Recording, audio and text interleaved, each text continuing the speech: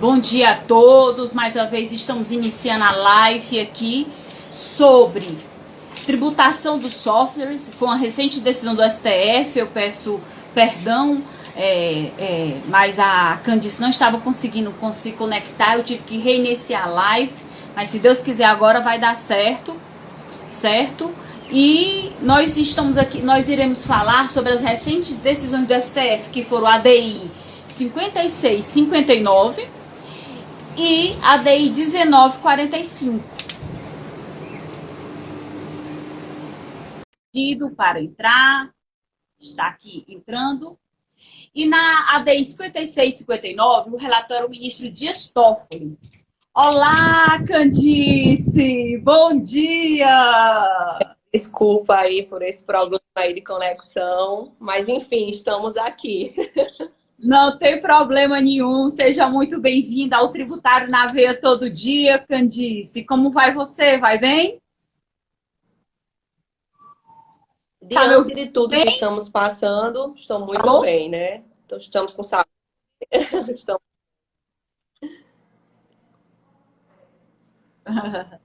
Cortou um pouquinho, Janaína. Estão aqui com a gente ao vivo, muito bem-vindos, né? Todos chegando agora, a todos.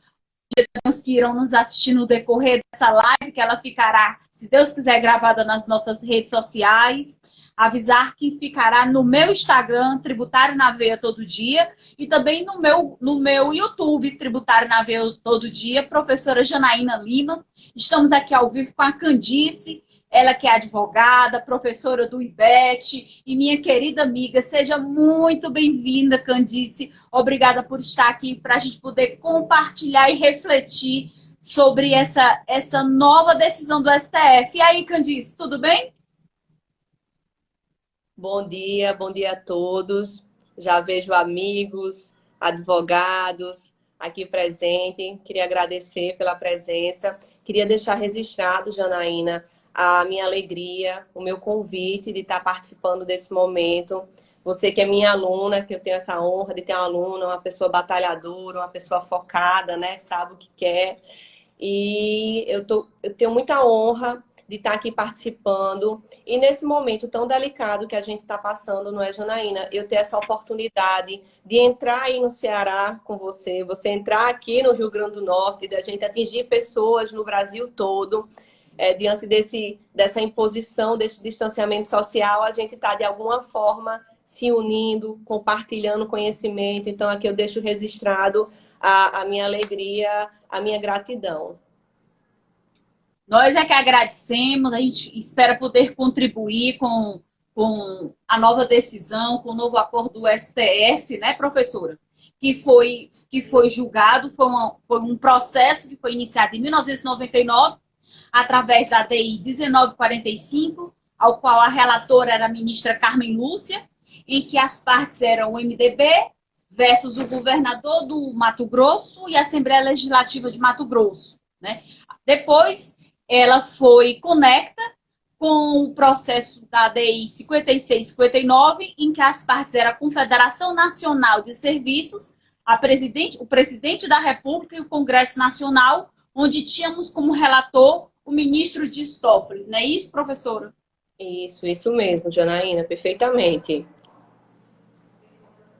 Então, a gente vê que essa decisão, né, do STF, da incidência do SS sobre a cessão, o licenciamento, o direito do uso dos programas de softwares, é uma decisão que realmente ela reflete muito o nosso sistema jurídico, judiciário do Brasil, né? Infelizmente, porque é uma decisão de 99, uma decisão não, é uma ação de 99, de 1999, e ela foi decidida agora em 2021. Então, a gente, assim, sabe que pode ser mais célere, né, Janaína? Sim, e a grande discussão que pautou esses 20 anos de processo, né, mais do que uma burocracia, mais do que qualquer realmente uma letargia que a gente possa apontar para o nosso Tribunal Superior, eu acredito, Candice, que foi um processo de discussão, de conhecimento realmente das novas das novas questões digitais, né, do novo mundo digital. Né? Então, eles falavam sobre a validade de incidência entre o ICMS, certo? Sobre os negócios jurídicos, realizar de programa de computador, né, que é o software, tendo em vista a matriz constitucional do imposto. Né? Eles diziam a quem deve o contribuinte pagar? Ao município, que é o ISS, ou ao Estado, que é o ICMS. Então, esse foi o grande palco de discussão, né, que permeou durante esses 20 anos. E teve todo um histórico de maturação, de entendimento, para que se chegasse a esse acórdão e a modulação que a gente vai, aqui no decorrer da nossa live, conversar. Não é isso, Candice? Isso mesmo, Janaína, perfeitamente. Então, houve justamente essa guerra, essa guerra de ICMS versus ISS, essa velha guerra, né? Fiscal. Dessa cobrança. E o contribuinte, ele fica lá no meio dessa guerra tentando sobreviver, não é, Janaína? É, exato. E o que aconteceu foi que muitos contribuintes pagavam, por questão de compliance jurídica tributária, os dois impostos. Né? Eles não faziam só depósito, eles chegavam a pagar, porque muitas vezes eram autuados pelo Estado, por questão do ICMS, e pelo município, por questão do ISS, ocorrendo muitas vezes uma bitributação nesse caso. Né? Então, assim, realmente trouxe uma questão de insegurança jurídica que muitos juristas apontaram, certo? Sobre essa questão desse prazo de muito majorado para que houvesse um julgamento, né? Então, eles falaram que, pela Constituição Federal, isso é dirimido pelo artigo 146, inciso 1º. Não é assim, Candice? O 106, inciso 1º, ele trata da questão da lei complementar, não é? Tá dando um pouco, Janaína. Ela que tá só... Janaína. Tá me ouvindo bem, Candice? Oi, cortou um pouco, Janaína, o vídeo. Agora sim, Aline. É que tá normal. Você tá ouvindo? É porque tá com um pouquinho...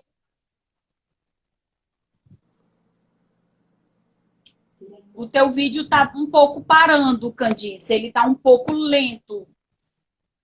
Você tá me ouvindo bem? Melhorou agora? Melhorou. Tô lhe ouvindo bem. Pronto. Melhorou. Eu falei na questão do conflito de competência, que eles tentaram resolver com base no artigo 146, inciso 1º, em que existe uma guerra fiscal entre Estado, município, ISS e ICMS. Né? O ICMS, a cobrança dos estados eram pautados em convênios estaduais, né? E o ISS ele era pautado na cobrança pela Lei Complementar 116/2003, na lista de serviços 1.05. Isso. Na realidade, em 99, na primeira ADI, o estado do Mato Grosso, ele se pautava numa lei estadual e se pautava na Lei Candir, né? Na 8796, no seu artigo 2º.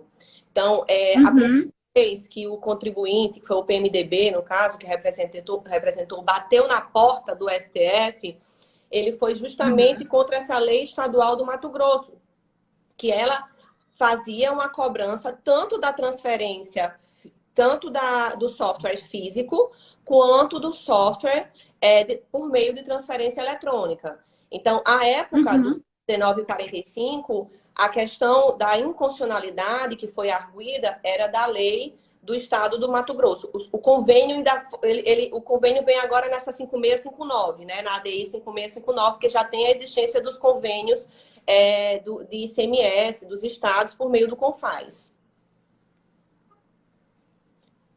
Certo. E dentro do voto que saiu vencedor, que foi do ministro Dias Toffoli, né, o relator do acórdão, ele fez exatamente uma explicação do que seria sessão. Porque, para chegar à finalização da discussão, eles fizeram uma pauta sobre a questão da lei, que fala o que é software, não é isso, Candice? A lei 9609, certo? Onde o artigo 1º traz essa conceituação, e com base no artigo 9, né, ele diz que o uso de programa de computador no país, ou seja, no Brasil, ele deve ser objeto de contrato de licença, certo? Então, com base nisso, o ministro, ele trouxe para o acórdão essa questão de que ele tirou todo e qualquer conceito de diferenciação de uso de software, né? E ele pautou na questão do contrato de licença e concessão de cessão de uso. Não foi isso, Candice? Isso mesmo. Demorou tanto, houve um lapso temporal tão grande de 99 para cá, que alguns conceitos de softwares, algumas modalidades de softwares passaram a ser defasadas, né? Então, a decisão agora, a 1945 e a 5659, então, o que foi decidido, né? A 1945, ele decidiu que aquela lei estadual do Mato Grosso, que dizia que sobre transferência eletrônica iria incidir software, não incide, certo? O ICMS não incide. E que sobre, como mesmo você falou, Janaína, sobre o licenciamento e a cessão de uso do direito, né, do direito de uso do programa, caberia ISS. Então, eles não chegaram mais a entrar em detalhes de seria um software de prateleira, se seria um software customizado, né? Então, tudo que ocorrer por cessão de uso e licenciamento, quanto a programas de softwares, incidência de ISS. Exato. E houve um histórico, né? Como eu havia citado antes, e você, houve um histórico de maturação para que ele chegasse a esse entendimento, porque a grande dúvida é uma mercadoria ou um serviço? Né? De acordo com essa conceituação base, passaria a ser ICMS ou ISS. Né? E em primeiro momento de todo esse julgamento que se avolumou e se perpetuou durante 20 anos, mas assim, no olhar de todos os juristas que eu tenho lido até agora, essa decisão sobre o ISS foi uma decisão acertada, né? Porque foi pautada na lei complementar, certo? Mas num primeiro momento, né, eles citaram a lição do professor Rui Saavedra. Né? Ele relatou, ele falou que a proteção do software, né, o qual é um produto ao mesmo tempo utilitário e imaterial, né, que é um fruto de uma inteligência, certo? Para que ele seja usado na organização de um direito exclusivo, a favor daqueles que elaboram o software. Ou seja, a pessoa que usa, ele não vai deter a propriedade. A propriedade, ele continua com a pessoa que assim o fez, que assim o criou. Ele se pautou até mesmo na questão do direito autoral, que também vinha na lei do programa de computador, para chegar a esse primeiro entendimento. Né? Porque quando você compra, né, aquela licença ou aquela cessão de direito, você não vai ter aquele direito sobre aquele bem, você vai ter o direito de uso. Né? De uso, de gozo, e você deve pagar um valor, muitas vezes mensal, né? Ou anual, dependendo do tipo de programa a qual você precise usar, para ter a disponibilidade daquele serviço. Isso mesmo. E eu até pesquisei um pouquinho mais a fundo a questão do software, Janaína, só acrescentando o que já foi dito, né? Existe hoje o software livre, que se chama o software free, né? E esse software livre, ele até permite que você faça modificações. É uma questão de código-fonte aberto, né? Que você faça modificações, que você possa mexer, porque foi uma pauta também. O que é que você pode fazer no software? Será que ele vai ser seu e você não vai poder modificá-lo? Então, muitos juristas trazem isso à tona, né? Só que o software livre, até onde a minha pesquisa me permitiu, não sou expert, passo longe da questão do software, mas até o software que é livre, ele precisa de um licenciamento. Ele precisa de uma licença, né? De uma cessão de uso. Então, até o software livre, que é aquele software que você pode modificar, ele está dentro de um contrato de licença. Ele é free em relação ao que você pode mudar nele, modificar nele. Mas o que eu li, né? Os que eu pesquisei, eles também necessitariam da questão da licença, da cessão do uso.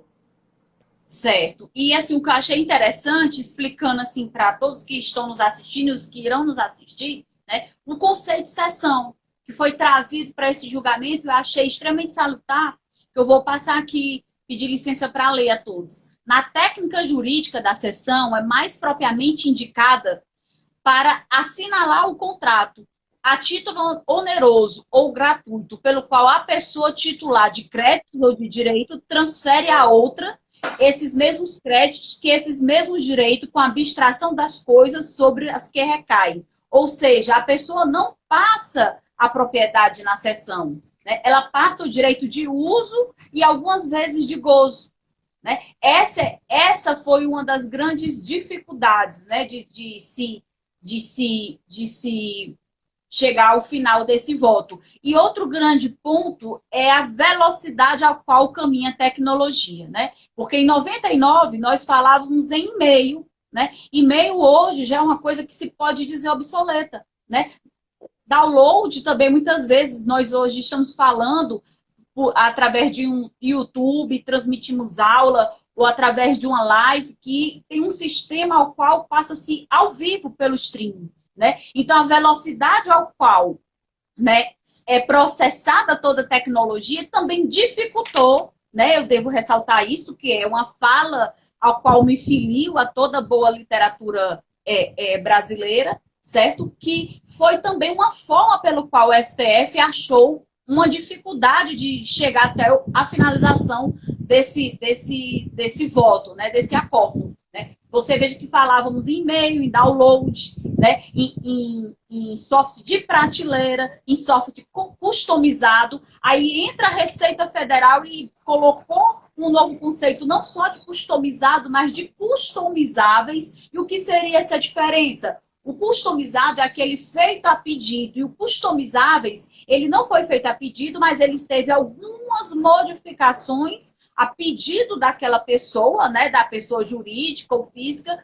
para o uso dela. Né? Então, a Receita Federal também, ela disse, opa, mas também tem esse outro tipo de software. Então, veja quantas modificações. Hoje em dia, nós já trabalhamos com sistema de nuvem, né? E outros novos tipos de tecnologia.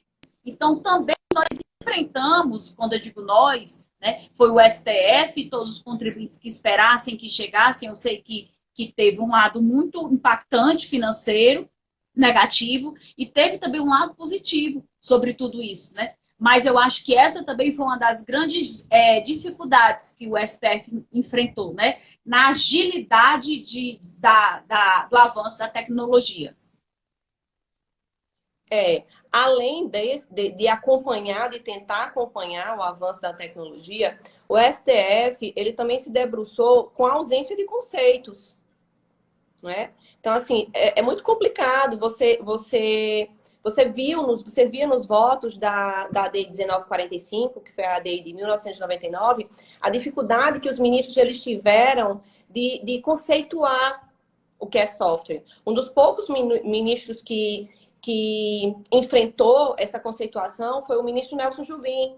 Então, você verifica que hoje ainda há dificuldade de se conceituar mercadoria, ainda há dificuldade de se conceituar serviço. Então, muitas pessoas falam, o judiciário ele tem um ativismo judicial. Estão batendo na porta do judiciário. Querendo solução. Querendo solução, mas o judiciário também não está aqui para conceituar, não é? Então, assim, cadê o legislador que poderia limitar, dirimir esses conflitos de competência, né? Então, você vai ver a questão da mercadoria e você enfrenta, Janaína, uma dificuldade imensa para entender o que é mercadoria. Então, em 1999, quando os primeiros ministros foram julgar, eles tinham um conceito de mercadoria muito ligado à questão do bem corpóreo. Tanto pelo Código de 1850, quanto pela realidade dele. Então, em 1999, realmente o que você comprava e vendia, a atividade de mercância, ela era totalmente movida ao bem material, ao bem corpóreo. Eu não vou julgar. É difícil, né? É difícil você ter essa visão. E então, o que é que a gente tinha? A gente tinha uma mercadoria ligada ao Código de 1850, com a questão de ser um bem corpóreo. Só que o que acontece? Se você for... primeiro que o Código de 1850, o comercial, ele foi revogado, a primeira parte dele, em 2002. certo? E se você for se adentrar no artigo 191 do Código Comercial, você vai ver que lá não define mercadoria. Lá define atividade mercantil. E lá faz uma alusão que a atividade mercantil ela está ligada à questão de vendas, até anotei aqui que eu coloquei, vendas de imóveis e são bens móveis, né? Não se aplicaria a bens imóveis. Eu não consegui, da leitura do artigo 191, né, do citado artigo, extrair a questão do bem corpóreo.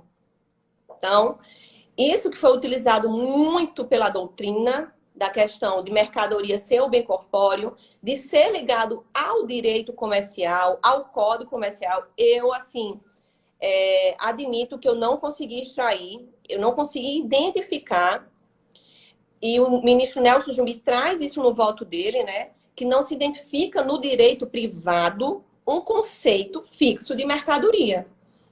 Então, assim, diante dessa ausência de conceitos que eu realmente não encontrei, eu trouxe aqui o celery, né, o conceito do professor Hugo de Brito Machado, que ele tem o entendimento que a mercadoria ela é destinada ao comércio. Então, são coisas que são adquiridas, né, para revendas. Então, é a questão da mercância. Mas você não vê a questão do bem corpóreo. Então, a gente tem que passar a se atentar em definições que venham conforme as leis, né? Houve uma mudança na medida cautelar do RE 1945, houve uma mudança do entendimento de mercadoria. Eles pararam de entender a mercadoria como algo ligado a um bem corpóreo. E o ministro Nelson Jobim, desculpa, essa pode falar. Elétrica, né? Ele citou. Então, se a Constituição, ele não trouxe como exceção. Se a energia elétrica está lá como uma mercadoria, então por que algo que não é corpóreo, que não é material, também não pode ser uma mercadoria? Esse voto do ministro Nelson Jobim, para mim, foi um voto vencedor na ADI 1945, e a gente vai comentar ela mais lá na frente, mas só para falar como foi difícil conceituar a mercadoria. E, na realidade, não existe ausência de conceito de mercadoria, ao meu ver, no direito privado. Então, quando os ministros eles entenderam que não deve se ligar a bens corpóreos, eu entendo, Janaína, aqui, eu já até adianto, que não houve uma afronta ao artigo 110 do CTN. Porque o artigo 110 do CTN, ele linka a conceitos do direito privado. Então, se existe ausência, não houve afronta, né? Uhum.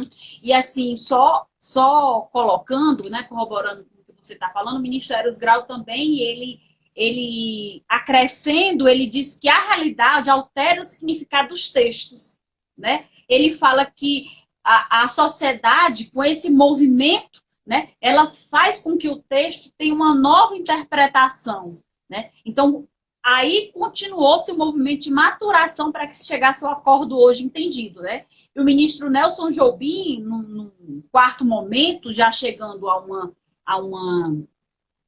momento final para que se chegasse ao acordo, né, ele disse que essa expressão mercadoria, como você muito bem citou, né, é a incidência do ICMS, né? Ele falou essa questão que não existe mais essa questão do bem corpóreo. Não é isso? Porque ele trouxe essa questão da energia. E a fundamentação toda que depois traz o ministro de Toffoli, ele toca na questão do âmbito internacional até, né, que é a Organização para a Cooperação de Desenvolvimento Econômico, né? Na Conferência de Ottawa, ele fala, né, que ele aplicou princípios de tributação ao comércio eletrônico, né, para que pudesse chegar a esse entendimento do acordo. Não foi, Candice? Isso mesmo. O voto do ministro Dias Toffoli, ao meu ver, foi assim, excelente. Foi muito bem argumentado. Ele se fundamentou muito bem. E tem uma parte que ele faz o direito comparado, né? Então, ele demonstra que a Europa, em 1997, ela já estava com essa preocupação do que seria comércio eletrônico e de como ela ia tributar o comércio eletrônico. E um dos objetivos era a questão da segurança jurídica, né? Como é que eu vou cobrar isso de uma forma que seja justo para mim, que a segurança jurídica é para os dois lados, né, Janaína? A gente está aqui... Com certeza. A gente é advogado, tá do lado do contribuinte, mas a gente sabe que a segurança jurídica ela tem que estar para os dois lados. Então, eles tinham essa preocupação, né, de tanto o Estado cobrar da forma correta e o contribuinte pagar o que seria correto. E lá eles definiram que tudo que fosse transmitido por meio eletrônico seria serviço. Houve uma definição. E aqui, essa ausência de definição é que está gerando, desde 99, você vê que foram vários outros julgamentos depois desse 99, envolvendo outros tipos de serviço. Enquanto houver ausência do conceito de serviço por uma lei, né, uma lei complementar, uma lei que possa tratar dessa matéria, os conflitos não vão parar.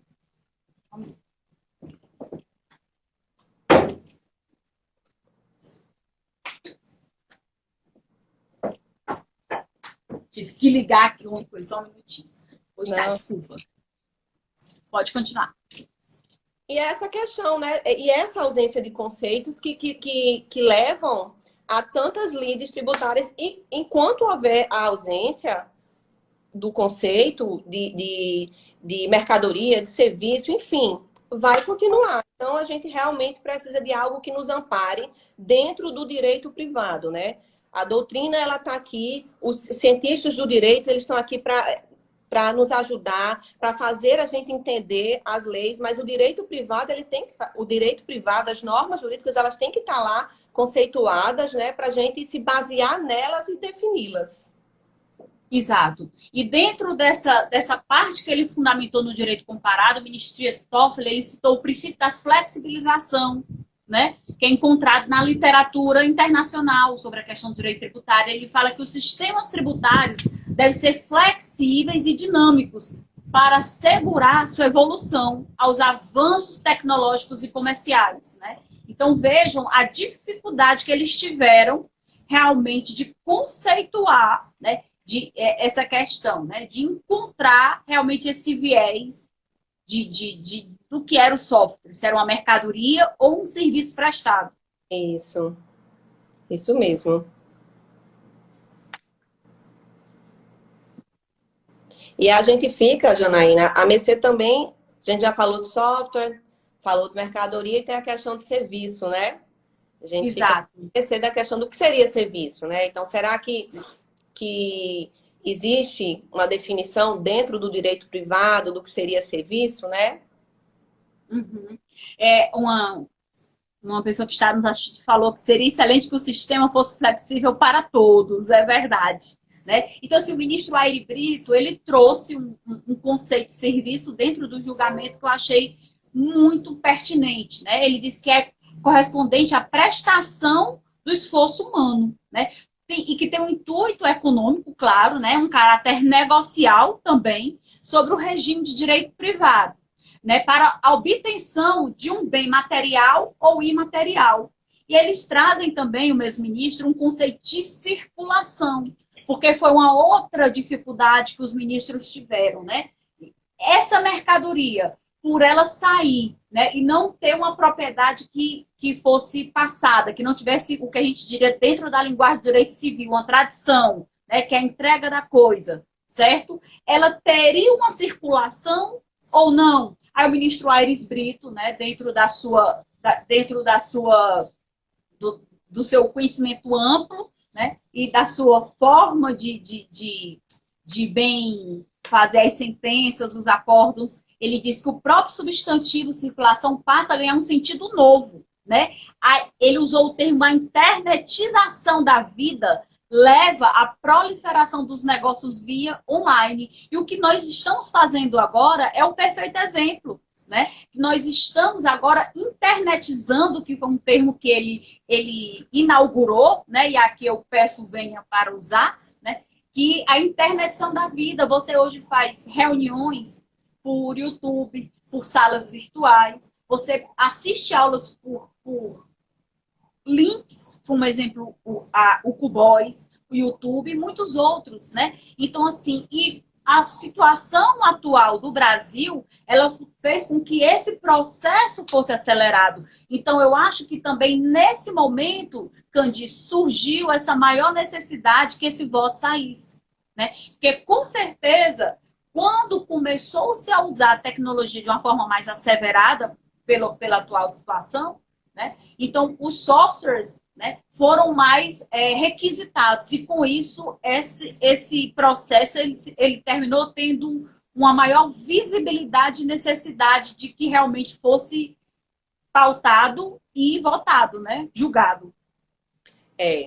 E o lapso temporal também, né? Se a gente for ver na medida cautelar, você vê a preocupação do ministro Gilmar Mendes, né? Ele fala, já faz 11 anos e a gente, então uma lei que está valendo, ela pode ser inconstitucional. Faz 11 anos que a gente deu uma medida cautelar que está valendo aí em favor do Estado. Então, assim, tanto a inovação da tecnologia quanto a questão do lapso temporal também, entre a medida cautelar e a análise do mérito, né? Uhum, com certeza. Né? E o ministro Aéreos Graus, no seu voto, ele citou dois precedentes, né? Para quem quiser anotar, eu vou falar que é o RE número 547245 de Santa Catarina e o 592905 de Santa Catarina, né? Ele falou que a corte já tinha falado sobre a validade de incidência do ISS com o caráter complexo desses negócios, né? Ele consignou que a clássica dicotomia civilista entre a obrigação de dar e fazer seria, em variados casos, especialmente por força da complexidade de diversas figuras negociais ordienas, ou seja, comuns, insuficiente para solucionar a questão da validade da cobrança de ISS relativa a determinada operação. Então, ele trouxe essa questão de que o Código Civil, feito há muito, né, ele não trazia mais a real situação do que hoje poderia ser uma obrigação de fazer ou um serviço. Né? O que seria dar ou realmente prestar um serviço. Né? Essa dicotomia, esse conceito posto só em duas fases, só em dois modelos, ele estaria ultrapassado, né, pela nova realidade posta, né, vivida por todos os brasileiros, quiçá todas as pessoas do mundo hoje em dia, né, porque a globalização e a internetização, usando palavras do nosso ministro, né, que nós estamos falando, né, é uma realidade que eu acho que não pode mais ser voltada. Eu acho que realmente a questão irá crescer cada vez mais. Essa dicotomia de obrigação e dar e fazer, se a gente for acompanhar aí todos os REs, todas as ações que tratam, né, sobre esse tema, a gente vem verificando que ela vem perdendo força. É uma questão mais doutrinária até do que... É uma questão mais... É um conceito mais da ciência do direito e da jurisprudência do que a questão mesmo de leis, que vem de códigos, o que vem de leis, né? Então, assim, essa questão de obrigação de dar e fazer, os ministros até... Dias Toffoli, ele fala, fica meio confuso às vezes, o voto do ministro Dias Toffoli, que ele traz, né? Que não se usa mais e ele acaba usando a obrigação de dar e de fazer. Mas eu acho que foi algo que realmente se desvinculou, foi algo que começou com o RS 116121, que foi em relação à locação de bens, aí ficou com a questão de obrigação de dar ser. Locação é uma obrigação de dar, não é? Você, o código. Então, acabou que essa obrigação de dar da locação desfez o fato de ser uma obrigação de fazer e acabou que a jurisprudência e a doutrina ela trouxe isso com muita força, mas se você for procurar realmente no Código Civil, você não vai encontrar mercadoria como uma obrigação de dar, né? E você não vai encontrar o serviço, eu não consigo visualizar também como uma obrigação de fazer. Então, eu acho que é algo que realmente a gente tem que superar. Uhum. Quando você citou uma fala sua anterior, que o código, que esse acordo não feriu o artigo 110 do CTN, ao qual fala que deve ser respeitado os institutos do direito privado, eu concordo com você completamente, né? Porque a gente tem que, dentro do Código Civil, lembrar do artigo 594, ao qual ele traz um conceito sobre a questão do serviço, né? E ele fala que é toda espécie de serviço ou trabalho lícito, né? O trabalho ilícito ele não está legalmente conceituado, sendo material ou imaterial, aí entra o software, né? Por ser contratado mediante retribuição. Essa retribuição pode ser o quê? Uma forma de negócio pode ser financeiro, pecúnia, ou de outra forma, né? Pode ser uma troca de serviço, enfim. Então, ele respeitou, né? Assim, mesmo eles não querendo adentrar nessa dicotomia, como eles falaram, mas, de uma certa forma, foi respeitado o Instituto de Direito Privado. E eu concordo, né, com isso completamente. Eu também. Eu já falei, mas falo de novo, né? Eu vejo ausências de conceitos. Então, diante de ausências de conceitos dentro do direito privado, não é? Eu não estou falando da ciência do direito, e eu acho que o 110 ele remete ao direito privado, então eu realmente não vejo como afronta. Só que é como eu digo, existe uma ausência legislativa, né? Existe uma ausência de normas que conceituem isso. Então, enquanto não houver a falta desses conceitos, eu acho que a situação vai aí, cada vez vai ficar essa briga, essa guerra fiscal, e se chegar se acontecer a reforma tributária, né, que unifique, aí é outra questão. Mas enquanto não, é aquela A gente faz nova live. Falando. É a nova. Enquanto não, é aquela eterna briga do irmão mais velho com o irmão mais novo, brigando pelo brinquedo. O Estado é o irmão mais velho, o município é o irmão mais novo, aí tem hora que o Estado toma o brinquedo, tem hora que o município toma o brinquedo de volta e fica. Enquanto o pai, que é o constituinte, não vier resolver essa contenda, o judiciário ele fica aí tentando, né, resolver esses conflitos. Candice, eu sei que a gente pontuou vários fatos, né? Mas assim, você ainda na sua visão, na sua compreensão, você vê o que foi que trouxe de maior diferença entre o início da ADI, né? A visão que se tinha até agora, quando o acórdão realmente foi proferido em fevereiro de 2021. Quais foram as maiores mudanças na sua concepção aí?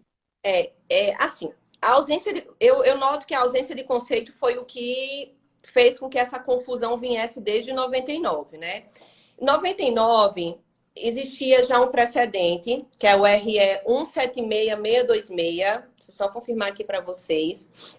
Já existia um precedente, 176626, isso mesmo, que era de 98, né? E esse RE, o que é que ele tinha decidido? Era a realidade da época. Que os softwares de disquete, aqueles que estavam em corpos mecânicos, né? Que eles utilizam muito essa expressão, por ser... E hoje em dia não tem mais, né? Casado. Por ser um bem material, ele sofreria a cobrança do ICMS. E aquele software que seria customizado, desenvolvido, aquele que seria baixado por meio de um download, ele sofreria a incidência do imposto municipal ISS. Então, existia um RE que tratava desse tema. Mas aí o que foi que aconteceu? Como eu até já disse, né? Veio uma lei estadual do Mato Grosso que disse, não, a minha cobrança, ela alcança até os softwares que forem acessados eletronicamente. E o que foi que aconteceu? Resumidamente, veio o Nelson Jubim, o relator foi Otávio Galotti, que manteve o precedente, né? E o Nelson Jubim, ele trouxe essa questão que não, que bens corpóreos não existe no conceito do direito privado, que trouxe a questão da energia, perguntou, ele indagou qual a diferença entre eu pegar um disquete, colocar no meu computador, ou então eu baixar o download. Então, com essas indagações, mudou tudo. Acho que nem o Estado ele esperava. Esperava porque ele estava se defendendo. Mas, assim, na medida cautelar em 2010, qual foi a decisão? Que aquele artigo da lei estadual que tratava de operações, de software sobre operações eletrônicas, ele não era inconstitucional. Ou seja, que aquela cobrança que o Estado do Mato Grosso estava fazendo seria constitucional e sofreria a incidência do ICMS. Então, foi uma reviravolta, porque ainda tinha-se a questão do eletrônico ser ISS. Foi uma reviravolta porque eles esqueceram, não que esqueceram, eles ultrapassaram a questão de mercadoria como bem corpóreo. 2010, a gente está falando disso, não é, Janaína? 2010. 2010, a gente já tinha uma lei complementar, 11603, que ela já trazia no seu item 1.05 a licenciamento e a cessão de direito de uso de programas de softwares. Mesmo assim, a decisão do STF, medida cautelar, foi que incide em CMS. 11 anos depois, Dias Toffoli traz de novo essa questão, né? Os ministros ao todos, e se decide que não, que o ISS, que o ICMS, ele necessita, alguns ministros, Alexandre de Moraes, ele traz, que necessita da transferência de titularidade. O ministro Dias Toffoli, além de falar da lei complementar 116, né? Da presença da lei complementar 116, ele traz a questão do que seria cessão, ele traz a questão que um programa de software ele está envolvido em prestações de serviços de atualização, helpdesk, então envolve uma questão de prestação de serviço e muda-se tudo. Agora, são os municípios que poderão fazer a cobrança de programas de softwares que utilizem cessão e licenciamento de usos. Então, assim, houve mudanças de jurisprudências? Houve mudanças de jurisprudência.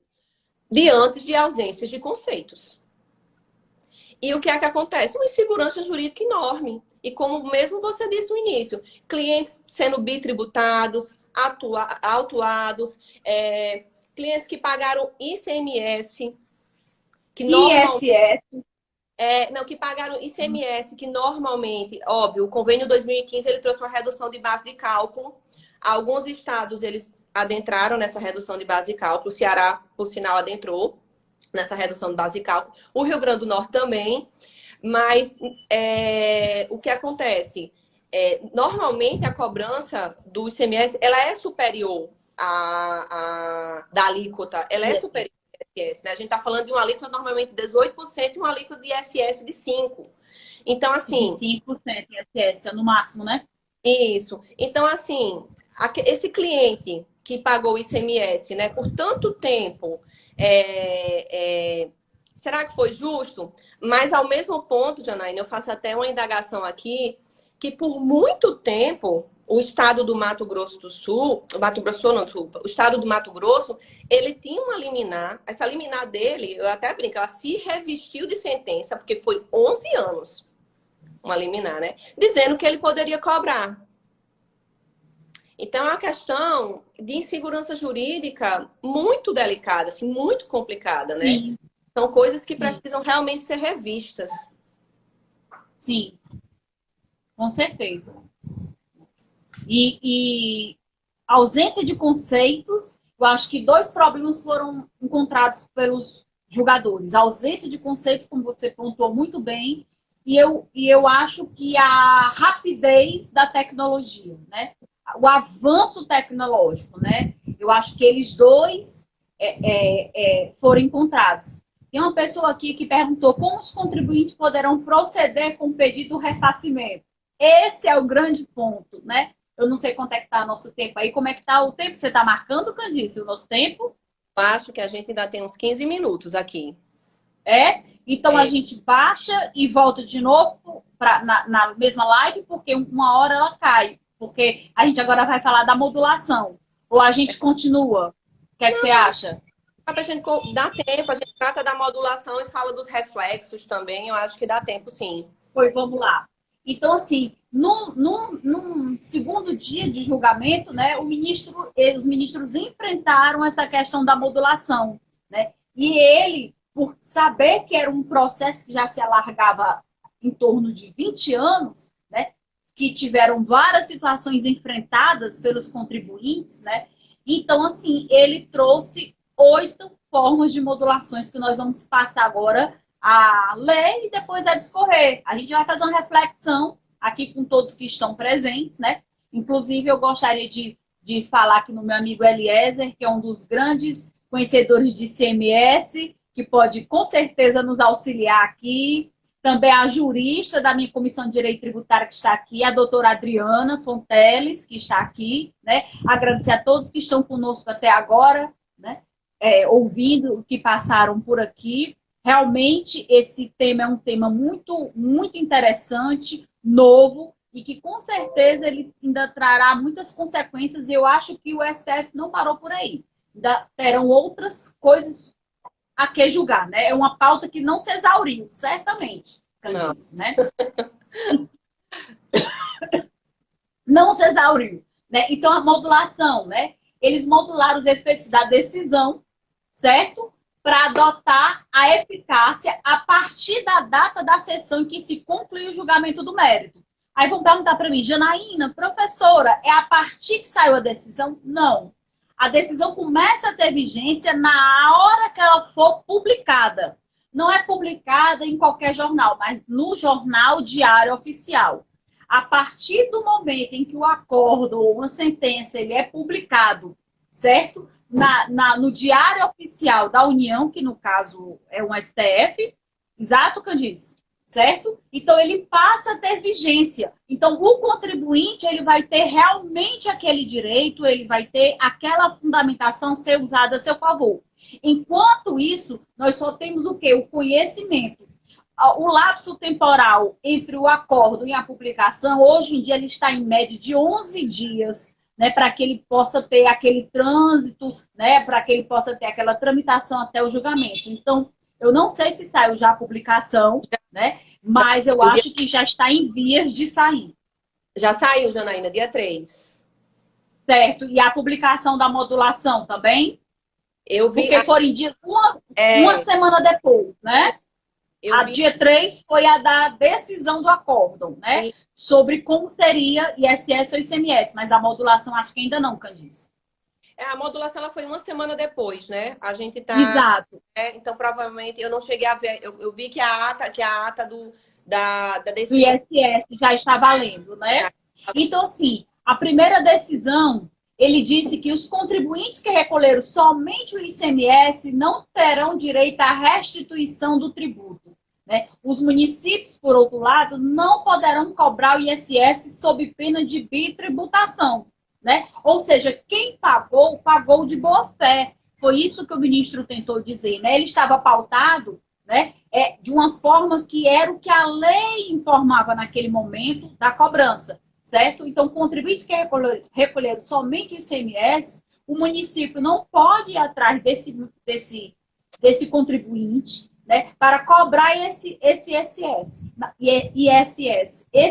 Esse pagamento ele estava fundamentado na decisão e no entendimento do momento, né? Então, ele não pode ser cobrado, porque senão ele terá que passar por uma bitributação. Qual será o outro entendimento? O segundo entendimento de modulação, ele falou que contribuintes que recolheram somente o ISS, né, que terão confirmação da validade do pagamento do tributo e a impossibilidade do Estado de cobrar o ICMS, né? Então, assim, aí já veio o outro viés. O contribuinte que pagou o que realmente, o tributo que venceu, o tributo vencedor do ISS, ele também foi entendido pelo STF que ele estava de boa fé e que o Estado ele não poderá vir esses 5 anos, né, que para trás, cobrar esse valor que não foi pago de ICMS. Por que 5 anos? Porque é o prazo de prescrição em que o fisco teria, seja ele estadual, federal ou municipal, de cobrar ao contribuinte esse valor que estava sendo cobrado. E as pessoas que não pagaram diretamente ao Estado, mas que fizeram o depósito em juízo, porque tinham algumas ações que tramitavam, nesse momento que sair, que for publicada a decisão, ela poderá levantar esse depósito judicial. Não é isso que eu disse? Essas modulações, elas foram criticadas, elas foram elogiadas, não é, Janaína? Assim, há quem foram amadas e odiadas. Há quem diga que foi profisco, há quem diga, mas eu acho que elas foram bem pontuadas, né? E aquele cliente que, infelizmente, que pagou ICMS, se realmente o estado dele não deu aquela redução de base de cálculo e o valor seria maior do que o ISS, né, o recolhimento, foi maior do que o ISS, e que não entrou com... Alô? Cortou um pouquinho. Cortou a live. Cortou, pode repetir, por favor? Então, aquele cliente, aquele contribuinte, né, que ele pagou o ICMS e não entrou na justiça, ele não entrou com uma ação na justiça, infelizmente ele não vai ter direito a essa... Caducou o direito, né? Inclusive, eu já vi alguns procuradores do município falando que também não gostaram do entendimento. Por quê? Porque agora o município vai passar a receber até 5% do valor desse imposto. E eles recebiam 25% de 18% que o Estado cobrava, porque o município ele também recebe uma parte do ICMS. Né? Então, o município entendeu que, assim, de ordem prática, não foi uma decisão para o bolso dele boa. Né? Porque ele vai receber até 5% de um valor que ele recebia, o quê? 25% de 18%. Não é isso, Candice? E na realidade, só o município que vai receber é o município que ele tem lá o estabelecimento do prestador do serviço que faz aquela programação de software. Então, antes, quando era o Estado, ele refazia 25% da arrecadação do ICMS, ele, de acordo com a lei estadual, ele distribuía para os municípios, né? Então, cada município, independente de ter um estabelecimento prestador de programa de software, ele recebia. E agora não. Agora, realmente, só vai receber aquele município que ele tenha esse estabelecimento, né? A sua sede seja estabelecida lá. E nós sabemos que poucos são os municípios no Brasil que detêm, né, essas empresas ou indústrias que têm esses softwares, né? Então, poucos vão ser realmente beneficiados. E aí, alargando a reflexão, eu levanto uma questão se isso não bate numa questão constitucional da erradicação da pobreza, né? Que também, por questão de ser um princípio de justiça social do direito tributário, Candice, ele afronta na hora dessa decisão, né? Porque já nós temos que, dentro do direito tributário, fazer uma melhor distribuição de renda, não é verdade? Então, talvez essa decisão, né, a médio e longo prazo, ela possa bater nessa questão. Mas eu acho que isso aí pode ser um momento que nós possamos debater depois de uma forma mais oportuna e com mais tempo. Sim. Quer falar alguma coisa, Candice? Para eu passar para o terceiro e o quarto? Não, eu acho até que nosso tempo vai terminar, viu? Aqui Vamos derrubar a live, a gente salva e começa de novo para a gente continuar a modulação e os efeitos, pode ser? Tá, ok, pode ser. Pois a gente vai derrubar essa live, vai salvar e volta nesses mesmos canais. Quem está com a gente convida que continue para essa pauta tão interessante. Aqui o professor Beron Rocha, um dos grandes nomes no processo penal, um defensor público, um cara super preparado, meu amigo, meu irmão. A gente está continuando agora com um bate-papo com a Candice. A gente vai derrubar essa live e volta dentro de instantes. Voltem comigo, ok? Ok. Olá, vamos dar continuidade à live que fala sobre a questão dos softwares, do último julgamento que o STF proferiu acórdão, né? E já até modulou os efeitos. Eu estou aqui ao vivo esperando a Candice entrar aqui na sala, certo? Para darmos continuidade à fala, certo? Sobre a questão dos softwares e do julgamento. Oi, Andréia, Santiago, seja bem-vinda, Eliezer. Candice aqui já está pedindo autorização.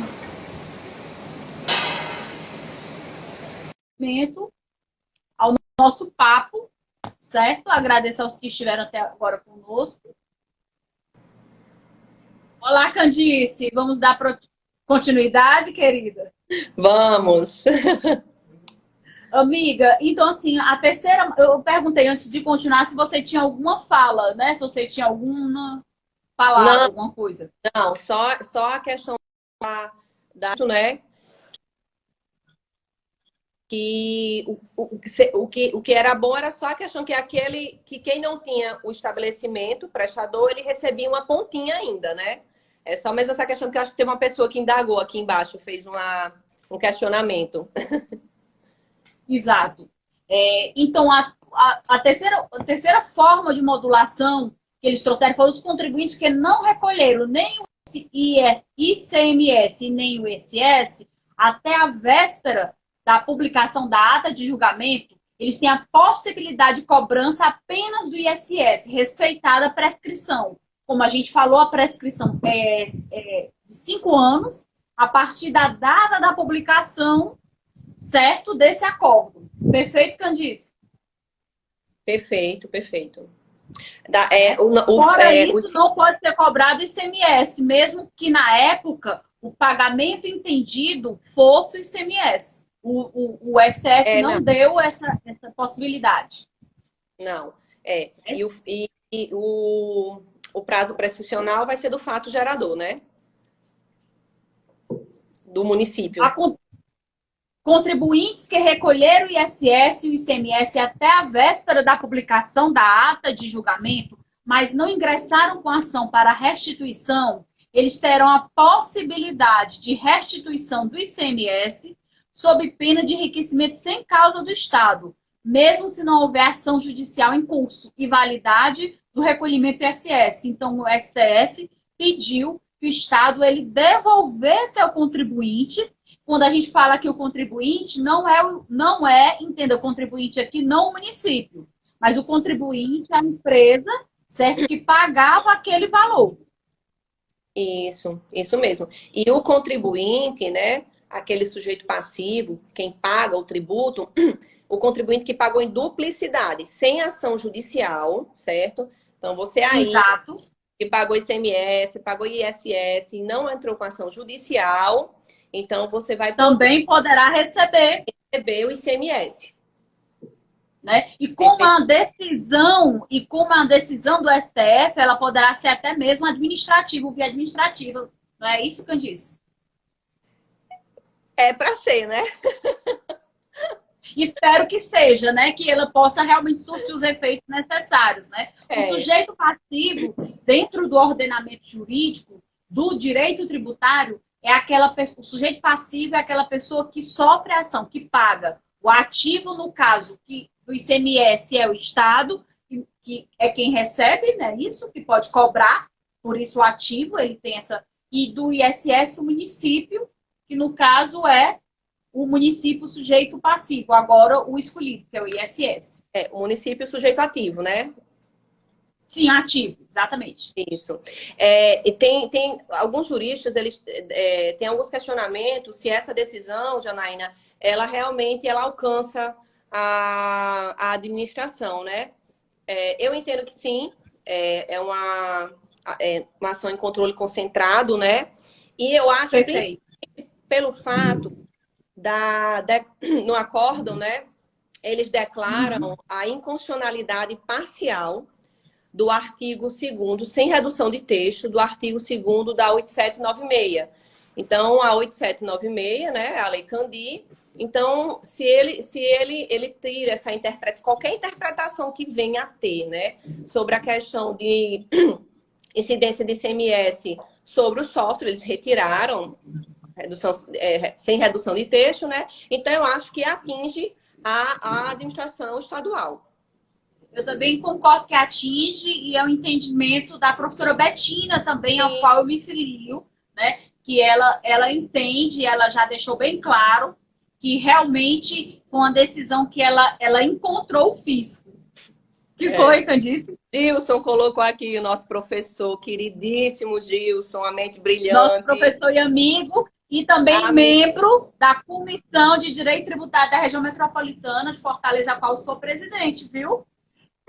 Tenho também a Andréia Santiago aqui com a gente, que é membro da nossa comissão.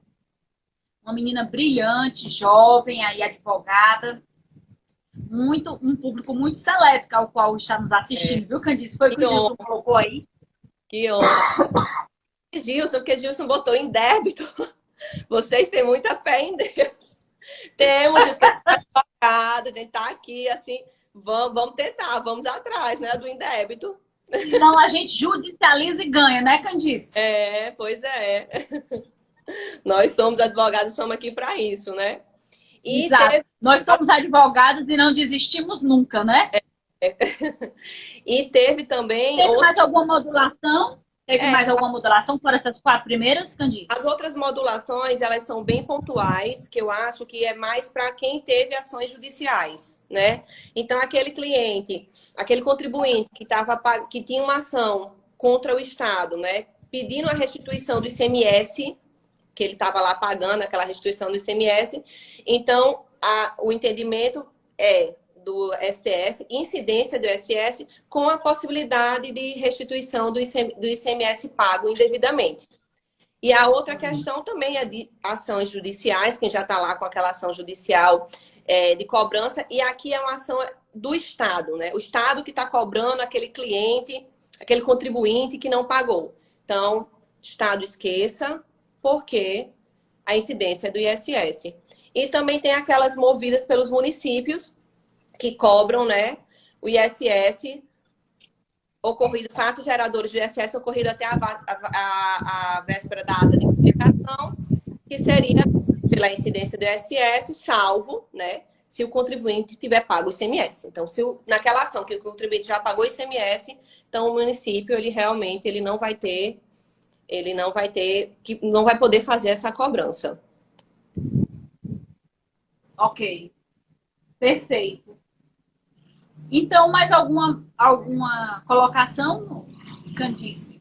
Não, é mais a questão assim, teve alguns reflexos que vão poder surgir, mas eu acho que isso aí fica para outra live, né? A questão dos reflexos no imposto de renda, reflexo de PIS e COFINS com essa nova. Então, se software é serviço, a Receita Federal hoje ela tem o entendimento que software é mercadoria, né? Então, aquele cliente que está no lucro presumido, qual vai ser a presunção de lucro dele?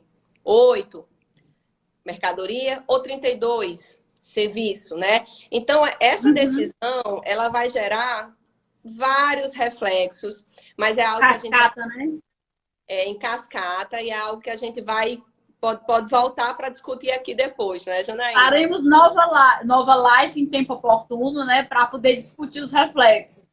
Isso mesmo, isso mesmo. No mais, é mais agradecer quem está assistindo, quem não pôde, mas vai assistir depois.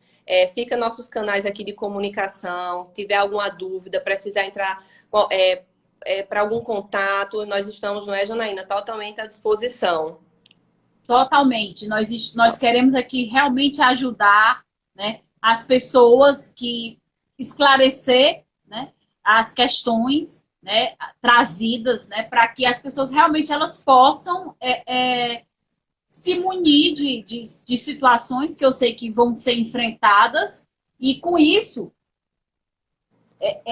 elas possam realmente depois serem oportunamente trazer uma segurança jurídica que ela né? Porque você veja que isso aí fica numa corda bamba, né? Ele fica sem saber a quem pagar, como pagar. Então, assim, realmente a segurança jurídica, ela fica de uma forma que fica preocupante. E para boa organização e planejamento tributário, nós devemos saber quais impostos, a data e a forma como pagar. Isso é muito importante, né? Então, essa decisão, ela veio realmente em tempo oportuno, né? Por mais que tenha sido em 20 anos que durou, mas ela veio agora, né? E ela veio, poderia ter saído antes, mas ela veio em tempo oportuno para que possa amenizar, né, os danos já sofridos e para que o contribuinte ou a empresa que trabalha com essa parte de tecnologia,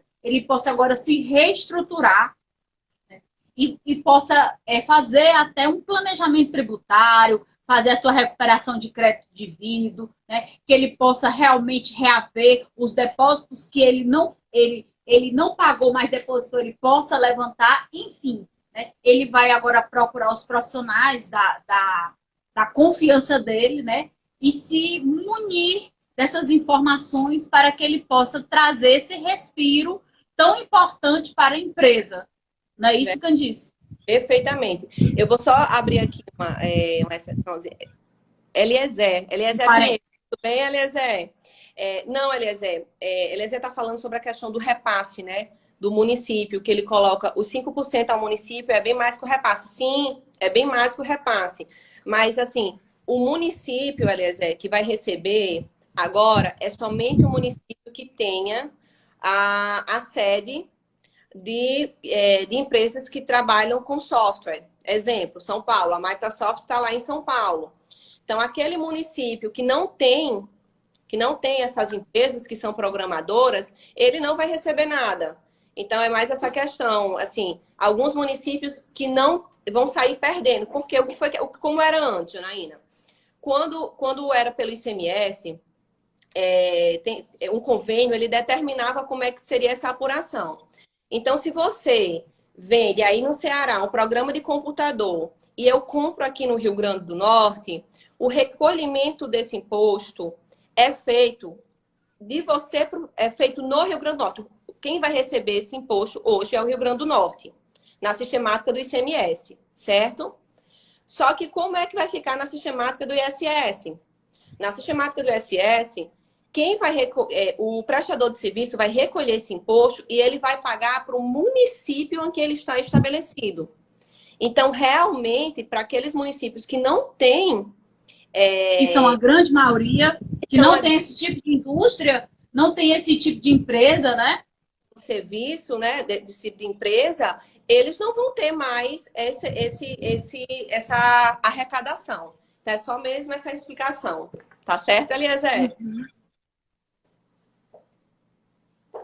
Ok. Nós queremos agradecer a todos que ficaram conosco até agora. Essa live vai ficar gravada aqui no meu perfil e também no perfil da Candice, ela vai repostar, né? Vai ficar também gravada no meu YouTube, Tributário na Veia, todo dia. Professora Janaína Lima e advogada, né? Agradecemos a presença de todos, as falas, esperamos ter contribuído. Agradeço a Candice pela parceria e amizade de sempre, né? Essa pessoa, assim, a primeira vez que eu vi a Candice, eu já gostei. Foi amor à primeira vista, né? E graças a Deus, a nossa amizade, a nossa sintonia, ela só cresce, né?